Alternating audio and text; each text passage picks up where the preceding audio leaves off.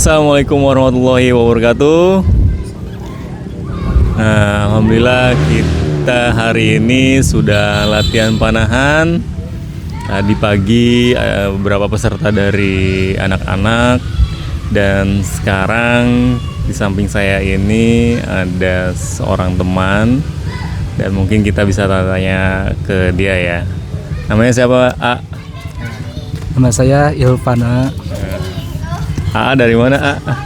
Nah, saya tuh kebetulan temennya, saya dari Cianjur. Waduh, jauh-jauh ke Cianjur, ke Tangerang nih, Masya Allah. Nih motivasi A apa nih latihan panahan?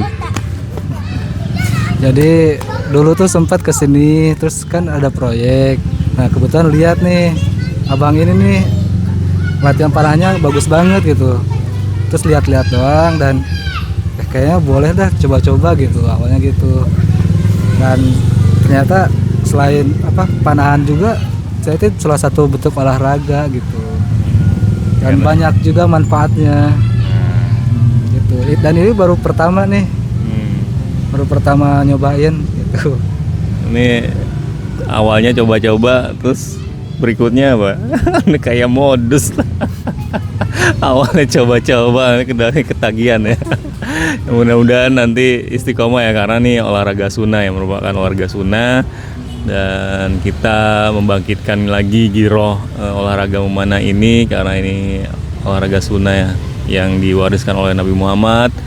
Mungkin tujuannya bukan cuma buat konten aja kan? Kalau dari awal emang nggak ada niatan buat konten. Awalnya emang suka olahraga, dan ini juga salah satu bentuk olahraga, dan ternyata lumayan ya pas begitu cobain, karena pertama nyobain begitu ditarik ternyata ini kuat banget nih, bebannya bisa sampai 30 sampai 40 kilo sendiri ternyata. Coba aja kalau emang biasa nge-gym atau olahraga, tarik ini, wah ini juga lumayan nih. Ini tuh buat melatih otot bahu juga ternyata. Dan otot belikat belakang. Selain olahraga ini untuk melatih fokus, ini juga cocok nih untuk yang biasa nge-gym. Coba jajal ini, karena beliau ini baru benar-benar hari pertama latihan baru hari pertama, dan dia merasakan panahan yang LBS-nya sekitar 35 sampai 40, dan dia merasakan ya lumayan ada ininya lah, manfaatnya untuk area-area bahu dan pinggang ya. Nah, ngomong-ngomong proyek, emang profesinya apa? CEO aja jangan-jangan ya? CEO Mulyadi. Ya, profesi saya sebelumnya tuh arsitek. Masya Allah. Tapi saya senang olahraga gitu, karena kerjaan arsitek ya, mungkin ada juga teman-teman yang profesinya arsitek. Kita berjibaku dengan pola pikir dan target, dan lumayan stres juga mungkin. Nah, makanya perlu olahraga. Nah, salah satunya mungkin ini panahan. Gitu. Nanti bisa desain rumah saya lah ya nanti ya. Boleh abang. Mantap.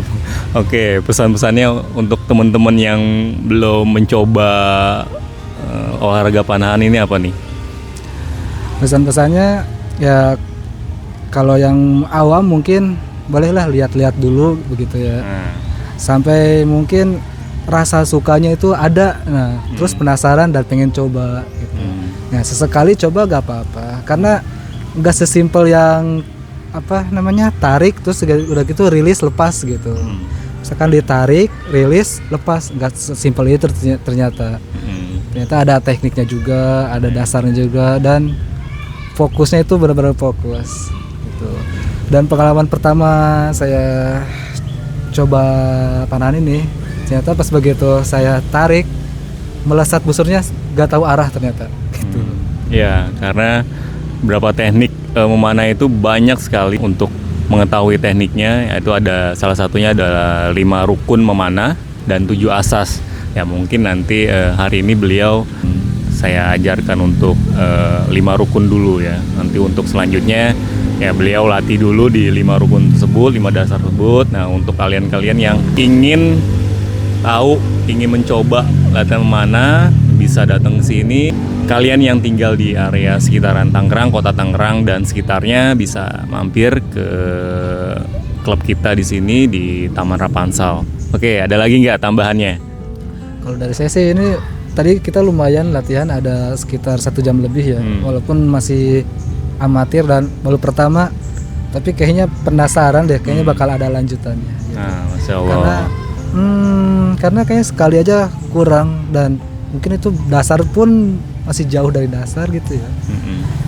Mungkin selebihnya nanti emang harus dilatih terus. Seperti itu.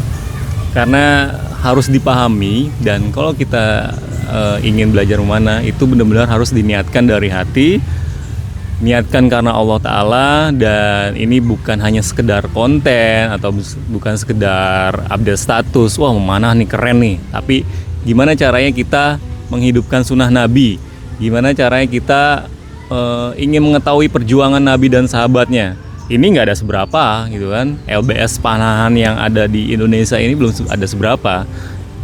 Mungkin yang Ana tahu itu LBS yang dipakai oleh Nabi dan sahabat itu sampai 80 LBS. Itu kurang lebih manfaatnya untuk menembus baju jirah yang baju-baju besi itu sampai 80 LBS. Dan gimana caranya kita merasakan itu, sedangkan kita aja udah mengeluh gitu kan, oh sakit banget nih ini. Apalagi zamannya Nabi ya kan, 80 LBS, bayangkan saja. Gimana caranya kita niatkan diri untuk mencoba nih berproses bertahap dari 25, 30, 40, 60 sampai 80. Kita coba bertahap, bukan hanya sekedar konten atau upload di sosial media, tapi kita gimana caranya menghidupkan sunnah dan ingin mengetahui gimana caranya perjuangan Nabi dan para sahabat. Oke, mungkin ya apa lagi? Ini mungkin juga bukan sekedar belajar gitu ya di sini tuh. Saya baru pertama merasa merah-merah di sini dan lumayan sakit ya. Gitu. Dan ternyata ada tekniknya juga. Iya, seperti itu. Ya, semuanya ada teknik dan mungkin nanti kedepannya si beliau ini, AA ini satu yang dari Cianjur jauh-jauh datang ke sini, bisa lanjut lagi latihan panah, bisa istiqomah, dan banyak sekali di Cianjur sana ya lapangan-lapangan yang masih bukit-bukit. Nah, bukit-bukit nanti bisa dilatih di sana yang jauh dari lalu lalang orang.